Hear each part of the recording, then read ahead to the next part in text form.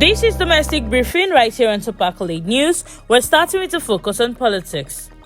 The European Union Election Observation Mission has urged Nigeria to embark on judicial and constitutional reforms ahead of the 2027 general election, stressing that key recommendations from the 2023 polls remain unimplemented. During a visit to Inec headquarters in Abuja, delegation leader Barry Andrews commended progress made, but warned that unresolved challenges demand deeper legal reforms. Inec Chairman Professor Mahmood Yakubu echoed the concern, calling on the National Assembly to expedite passage for amendments to the Electoral Act, cautioning that uncertainty over the legal framework could destabilise preparations.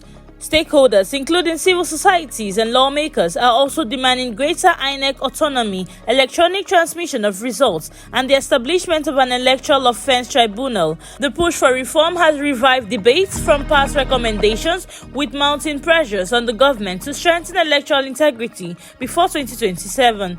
Still talking politics, the Independent Corrupt Practices and Other Related Offence Commission has acknowledged receiving a petition from activist lawyer Deji Adeyanju demanding an investigation into the financial management of River State allocation under former toll administrator Vice Admiral Ibokete Ibas. Adeyanju alleged that despite Rivers receiving 283.3 billion naira between March and June 2025, excluding internally generated revenue, there were no tangible development projects beyond cosmetic renovation, while mandatory budget performance reports were not published. ICPC spokesperson Demola Bakare confirmed that the petition has been forwarded to the Commission's legal department for review. Now shifting focus to energy, President Bola Tinubu will on October 8 commission the $400 million Otakikpo onshore crude oil export terminal in River State, marking Nigeria's first new crude oil export facility since the Forcados terminal in 1971. Developed by Green Energy International Limited, the Wally Indigenous Belt infrastructure has an initial storage capacity of 750,000 barrels, expendable to 3 million, and a loading capacity of 360,000 barrels per day. The terminal is expected to ease evacuation bottlenecks, cut production costs, and serve as a lifeline for 40 standard oil fields, boosting investor confidence in Nigeria's struggling oil sector. Now in technology, no fewer than 105 scholars from across Nigeria will present groundbreaking solutions before global investors at the grand finale of the Next Gen Innovation Challenge 2025, holding on October 9th at the Hilton London Paddington. Organized by the National Board of Technology Incubation, the event will feature innovations such as Bra X, a cancer-detecting bra, a ventilator capable of supporting 6 patients at once, and AI-powered drones for precision farming. Selected from over 3,000 entries nationwide, the innovators span fields include health tech, agri-tech, fintech, clean energy, and artificial intelligence.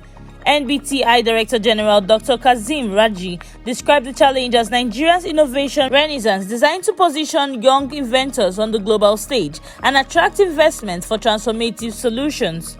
Now in environment, the 4 major hydroelectric dams in Niger State, Shiroro, Jeba, Kanji, and Zungeru, have issued notifications of imminent water release, prompting fears of severe flooding across the riverine communities. The Niger State Emergency Management Agency has urged residents along River Niger and Kaduna to urgently relocate to safer grounds, warning that the discharge could trigger catastrophic overflow. And NCIMA Director General Abdullahi Ara said houses, farmlands, bridges, and roads have already been washed away in several local government areas, leaving many homeless and disrupting livelihoods, with some casualties recorded. He added that NIMET forecast violent windstorms at the close of the rainy season, cautioning against unsafe sheltering under trees or substandard buildings. Now in Metro, tragedy struck in Benin City on Thursday as the Edo State Commandant of the Nigerian Security and Civil Defense Corps, Agun Benga, slumped and died shortly after delivering a goodwill message at an event organized by the International Association of World Peace Advocates. Witnesses said Benga appeared healthy when he arrived at the venue, but collapsed moments after his speech. Attempts to revive him failed, and he was later confirmed dead at the military hospital Benin. NSCDC spokesperson Afolabi Babawale confirmed the incident, describing it as a sudden and painful loss. Now in security, The Kwara State Youth Congress has appealed to the President Bola Tinubu to declare a state of emergency in Kwara State following worsening insecurity that claimed 15 lives, including a traditional leader in Oke-Ode Ifelodun local government area. In an open letter signed by its president, Dr. Oluwatobi Afolaran, the group described the situation as dire, noting that since January, over 200 people have been kidnapped in Kwara South, forcing many communities to relocate. They blamed the attacks on the influx of armed groups into the state and recommended 4 measures: deploying a special security force, relocating military base to hotspots, sensitizing rural dwellers, and signing death warrants for convicted violent offenders. The KSYC warned that without swift federal intervention, more communities risk displacement.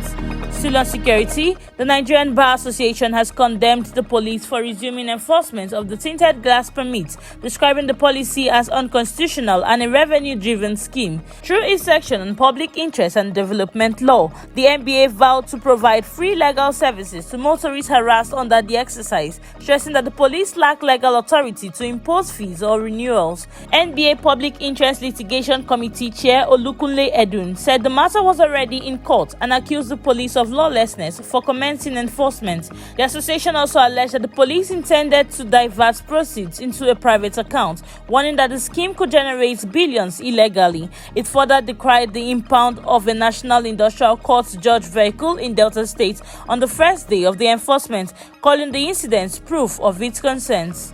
That is the domestic news update. For now, on to Accolade News. Do stay with us for more domestic updates and development. I am Blessing Bassi.